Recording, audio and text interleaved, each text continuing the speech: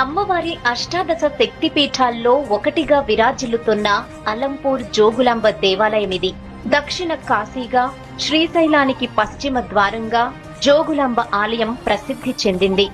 ఈశ్వరుడు బ్రహ్మతో కలిసి బ్రహ్మేశ్వరుడిగా పూజలందుకుంటాడు. బాలబ్రహ్మేశ్వరాలయం చుట్టూ కుమార బ్రహ్మ, వీర బ్రహ్మ, విశ్వబ్రహ్మ, అర్క బ్రహ్మ, గరుడ బ్రహ్మ, స్వర్గ బ్రహ్మ, పద్మ బ్రహ్మ, తారక బ్రహ్మ అని 8 ఆలయాలున్నాయి. తుంగభద్ర నదీ తీరంలో ఈ అలంపురంలో వెలిసిన జోగులాంబ అమ్మవారు రౌద్ర రూపంలో ఉన్నది కనుక ప్రక్కనుంచి చూడటం ఆచారం.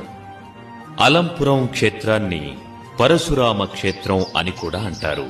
తుంగభద్ర కృష్ణా నది సంగమ స్థానంలో పరశురాముడు సంగమేశ్వర ప్రతిష్ఠ చేసి పిండ ప్రదానాలు చేశాడని మరొక కథనం.